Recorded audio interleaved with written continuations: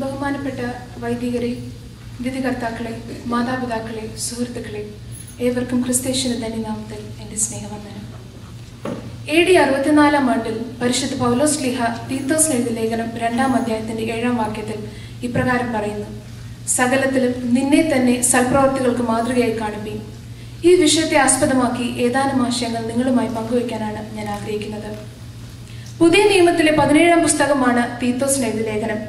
3 അധ്യായങ്ങളിലും 46 വാക്യങ്ങളിലുമായി ജീവിതത്തിന്റെ പെരുമാറ്റച്ചട്ടങ്ങളെ കുറിച്ച് പ്രതിപാദിക്കുന്ന വേദഭാഗമാണിത്.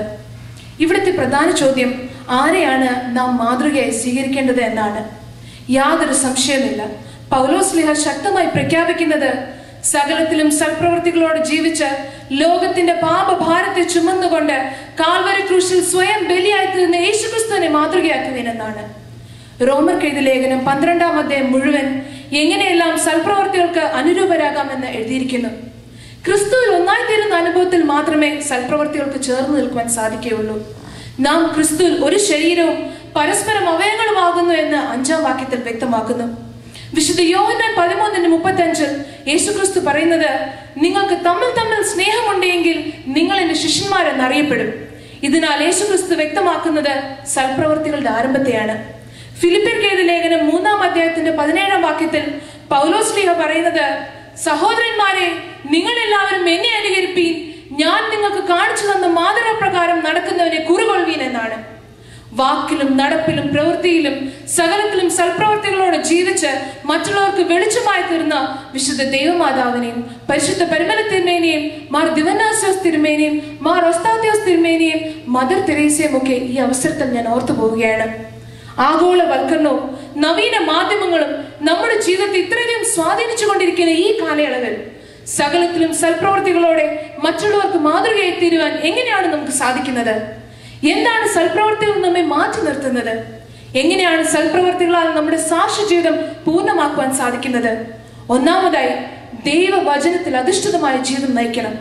വിശുദ്ധ വേദപുസ്തകത്തിലൂടെ ദൈവവചനം നാം വായിക്കുകയും പഠിക്കുകയും അത് നമ്മുടെ ജീവിതത്തിൽ പ്രാവർത്തികമാക്കുകയും ചെയ്യുമ്പോഴാണ് സൽപ്രവർത്തികൾ ഉണ്ടാകുന്നത്. ഗലാത്യർക്ക് എഴുതിയ ലേഖനം 5-ാം അധ്യായത്തിന്റെ 16-ാം വാക്യത്തിൽ ഇപ്രകാരം പറയുന്നു: ആത്മാവിനെ അനുസരിച്ച് നടപ്പീനെന്ന്. ആത്മാവിന്റെ ഫലമോ സ്നേഹം, സന്തോഷം, സമാധാനം, ദയ, ദീർഘക്ഷമ, പരോപകാരം, വിശ്വസ്തത, സൗമ്യത, ഇന്ദ്രിയജയം എന്നിവയാകുന്നു. ദൈവവും മനുഷ്യനും തമ്മിലുള്ള ബന്ധവും നാം സ്വയം ആർജിക്കേണ്ടുന്ന മൂല്യങ്ങളുമാണ് ഈ വാക്യത്തിൽ വ്യക്തമാക്കുന്നത്. രണ്ടാമതായി, സാമൂഹ്യ പ്രതിബദ്ധതയോടുള്ള ജീവിതം നയിക്കണം. ദൈവത്തെയും സമൂഹത്തെയും സ്നേഹിക്കുകയും സേവിക്കുകയും ചെയ്യുന്നതിലൂടെ ഉണ്ടാകുന്നതാണ് സാമൂഹ്യ പ്രതിബദ്ധത. നന്മ ചെയ്യുവാൻ മടുത്തു പോകരുത്. അവസരം ലഭിക്കുമ്പോൾ എല്ലാവർക്കും വിശേഷാൽ സഹവിശ്വാസികളോട് നന്മ ചെയ്യുവെന്നാണ് വിശുദ്ധ വേദപുസ്തകത്തിൽ പറഞ്ഞിരിക്കുന്നത്. യേശുക്രിസ്തുവിന്റെ ശുശ്രൂഷ പാവപ്പെട്ടവരോട് ചേർന്നിരുന്നതായിരുന്നു. വിശക്കുന്നവർ, ദാഹിക്കുന്നവർ, അഗതികൾ, അനാഥർ, രോഗികൾ, തടവുകാർ എന്നിവരോടെല്ലാം കരുണ ചെയ്യുവെന്നാണ് യേശുക്രിസ്തു നമ്മെ പഠിപ്പിക്കുന്നത്. മദർ തെരേസ പറയുന്നതോ സ്നേഹത്തിന്റെ ബലം സേവനമാണ്, സേവനത്തിന്റെ ബലം സമാധാനമാണ് എന്നാകുന്നു. മൂന്നാമതായി, സാമൂഹ്യ കുടുംബജീവിതത്തിൽ വിശുദ്ധ ജീവിതം നയിക്കണം. വിശുദ്ധിയിൽ വളരുക എന്നത് നമ്മുടെ സഭയുടെ അടിസ്ഥാന പഠിപ്പിക്കലാണ്. ആചാരങ്ങളും അനുഷ്ഠാനങ്ങളും പിതാക്കന്മാരും വേദപുസ്തകവും ഒക്കെയും നമ്മെ പഠിപ്പിക്കുന്നത് വിരോധി നമ്മെ കുറിച്ച് ഒരു തിന്മയും പറയുവാൻ ഇടയാകാതെ വേണം സകലത്തിലും സൽപ്രവർത്തികളോടെ മറ്റുള്ളവർക്ക് മാതൃകയായി സുസ്ഥിരമായ ക്രിസ്തീയ ജീവിതം നയിക്കാനാണ്. സമൂഹത്തിൽ കണ്ടുവരുന്ന അനീതി, അക്രമം, തിന്മ ഇവയൊന്നും ഒരു ക്രിസ്ത്യാനിയുടെ ജീവിതത്തിൽ കാണുവാൻ പാടില്ല. ക്രിസ്തുവിന്റെ കുരിശും കിരീടം നമ്മെ പ്രചോദിപ്പിക്കണം. മാതാപിതാക്കളും മക്കളും ഭാര്യയും ഭർത്താവും സഹവിശ്വാസികളും സുഹൃത്തുക്കളുമായുള്ള ബന്ധമെല്ലാം തികച്ചും ക്രിസ്തീയവും ധാർമ്മികവുമായിരിക്കണം. അഹങ്കാരം, അസൂയ, തിന്മ എന്നീ ജഡത്തിന്റെ മോഹങ്ങൾ നമ്മെ സൽപ്രവർത്തികളിൽ നിന്ന് മറ്റുള്ളവർക്ക് മാതൃകയിൽ നിന്നും അകറ്റി നിർത്തുന്നു. ഏത് സാഹചര്യത്തിലും ദൈവത്തോട് പറ്റിച്ചേർന്ന് നിന്നുകൊണ്ട് സൽപ്രവർത്തികൾക്ക് മാതൃകയായി ലോകത്തിന് വെളിച്ചമായി തീരുവാൻ നമുക്ക് സാധിക്കണം. ഇതിനായി പ്രത്യേകം പ്രാർത്ഥനയും നിഷ്ഠയും നാം വളർത്തിയെടുക്കണം.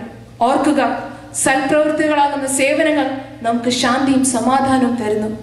ആയതിനാൽ ഇപ്രകാരം സകലത്തിലും സൽപ്രവൃത്തികളോടെ ജീവിച്ച് മറ്റുള്ളവർക്ക് മാതൃകയായി പരസ്പരം സ്നേഹത്തിൽ കൈകോർത്തുകൊണ്ട് മാതൃകയായി തീരുവാൻ ദൈവം തമ്പുരാൻ നമ്മെ എല്ലാവരെയും ഇടയാക്കട്ടെ എന്ന് പ്രാർത്ഥിച്ചുകൊണ്ട് നിർത്തുന്നു. നന്ദി, നമസ്കാരം.